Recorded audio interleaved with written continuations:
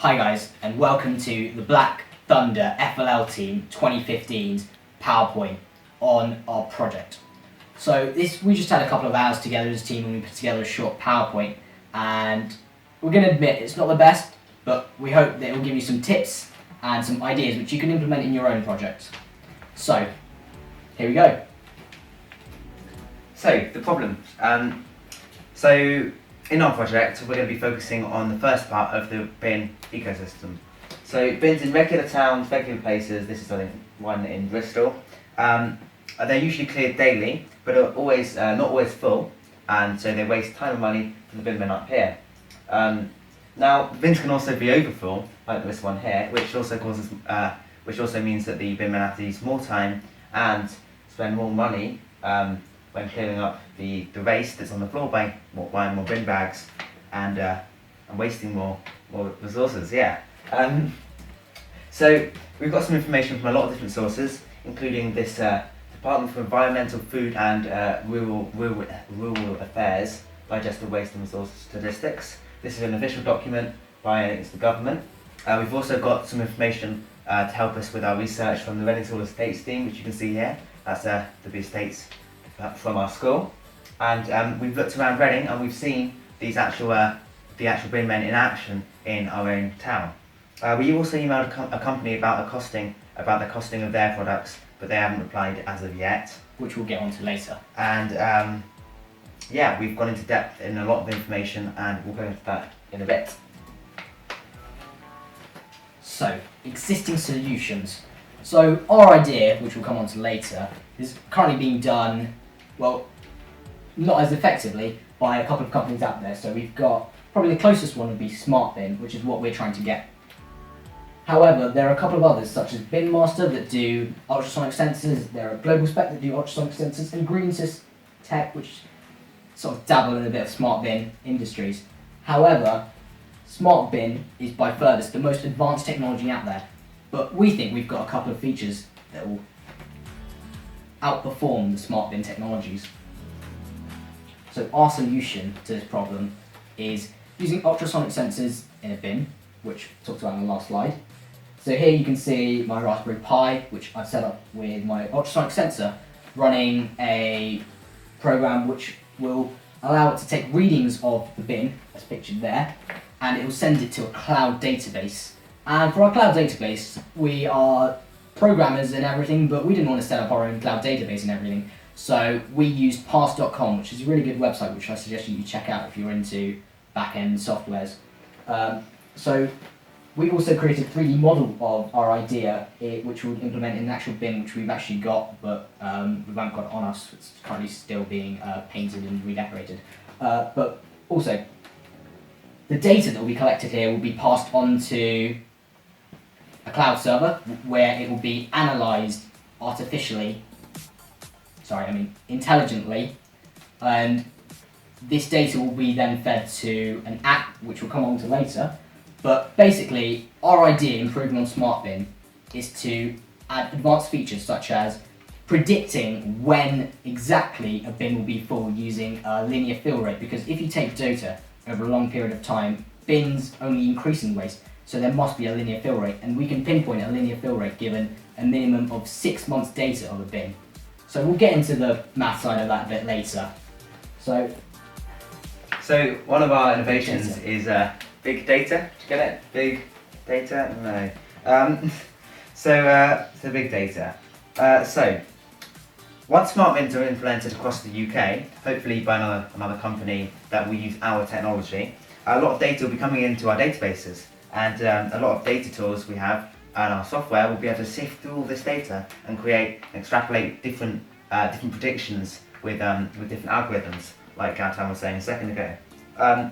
Normally, big data is a massive amount of information, and it's quite difficult to process normally, but with certain softwares and certain techniques, you can easily go through the data and pick out certain points you need. So alright, cloud computing, as you can see, it's not computers in a cloud, but when we're uploading all our bin information to our cloud database, and we do on a larger scale, we'll have our own cloud server. But they'll be accessible by anyone from any part of the world because it's all connected via the internet. And in cloud computing, we can do a little bit of artificial intelligence sifting through the data, which we'll get onto next. So, Skynet, from Terminator, you might have heard of it, is all about artificial intelligence. So, artificial intelligence links into this because we can't really predict something if we aren't using human brains, because there are currently no programs out there that will predict something given an input of data. So what we need to do is we need to create a prediction model based on previous data. This is all A-level S1 modules, but you know, we've done a bit of that. So we've come up with a couple of equations and stuff which we are still working on, which we'll get back to you in our next video. So we haven't got the prediction models pinned down yet, so we'll get back to you on that one. So this is the Internet of Things. Things and the Internet are connected. So the Internet of Things. What is the Internet of Things? Well, in particular, in our case, the Internet of Things would be your device, your front-end device for you, and then it will be connected to a back-end server, cloud, whatever you call it, and then that will be connected to our bins. And this is pretty clever technology. So in ours, we're using Raspberry Pis, which will be our Internet of Things. So at its core, the Internet of Things is simple. It's about connecting devices over the internet, letting them talk to us, so applications and each other. The popular, silly example is the smart fridge. What if your fridge could tell you if you're out of milk when you texted your girlfriend? No, that might never happen. And its internal cameras saw that there was none left or was past its use by date. Yeah, that's quite sad actually. So the travelling salesman problem. So this was a problem that we encountered. So we want to take the implementation of our solution further. We want to go right down to the bin men that are actually doing this. So what we thought is, if you had a certain amount of bins that you had to get to, what if we figured out the fastest route for you to get there? Wouldn't that save you time, money, make it more efficient? So here's how you do it. But you don't see this, do you? That's why there are many algorithms. We picked 3 of the most popular ones, such as the nearest neighbour algorithm, also known as greedy algorithm. We've got the ant colony simulation, which is based on real life ants, and brute force, which you must know of. So just take a minute to take a look through these. I mean, this is all about connecting people nearest to you, and it does it in a couple of ways, so it finds the right one. And ant colony simulation, as you can see, is trying all the possibilities, but in a more intelligent way, whereas brute force is just finding all the possibilities until you get the This was on 360. It's quite interesting. Yeah. So this is our first mock-up UX went out that guides bin men to their destination. So as you can see, we've just got some stock images here that we created.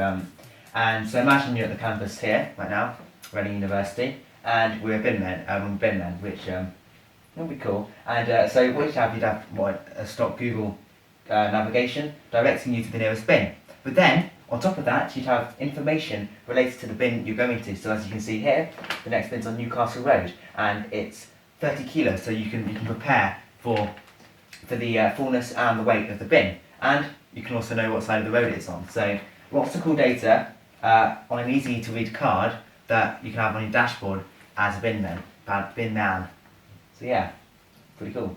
So as I said, we're programmers, so hopefully we'll get this app in time for the actual presentation, but we're just getting started. So I thank you for watching our project presentation. Hope you got some great ideas, and we'd love you to give us some useful and critical feedback. Yeah. So please comment and like. Thank you very much. And subscribe if you haven't already. Thank you.